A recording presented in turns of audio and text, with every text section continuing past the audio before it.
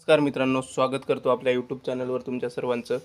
तर मित्रांनो, केंद्र प्रमुख यांची रिस्पॉन्स शीट उपलब्ध करून आपल्याला दिलेली आहे, जे एक्झाम झाली त्याची। तर ते कशी आपण अवेलेबल करून घ्यायची तर ते आपण सविस्तरपणे बघणार आहोत। तर चॅनलवर नवीन असाल तर सबस्क्राईब करा आणि व्हिडिओला लाईक करा। कमेंटमध्ये आपला स्कोर किती आला आहे ते आम्हाला नक्की सांगा। तर मित्रांनो, गुगलवरती आपल्याला MSCE टाईप करायचं आहे। त्यानंतर खाली इथे यायचं आहे।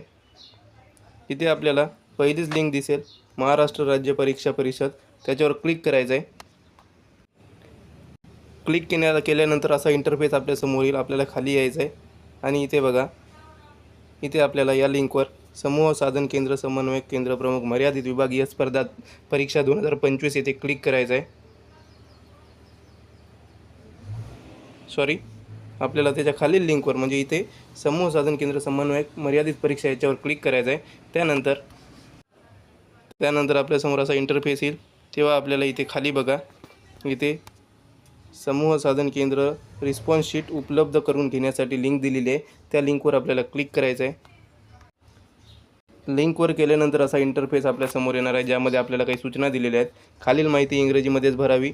सदर माहिती भरण्याची मुदत 16/3/2026 ते 31/3/2026 पर्यंत आहे आणि पुनर्मूल्यांकन फी प्रति विषय 500 रुपये लागणार आहे। तर आजची शेवटची तारीख आहे मित्रांनो। तुम्ही जर अजून फॉर्म भरला नसेल तर भरून घ्यावे।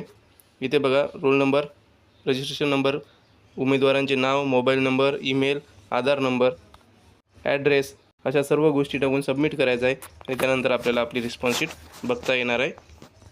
तर मित्रांनो, व्हिडिओ आवडला असेल तर लाईक करा, चॅनलला सबस्क्राईब करा आणि काही अडचण असेल तर कमेंटमध्ये नक्की सांगा। Thank you so much.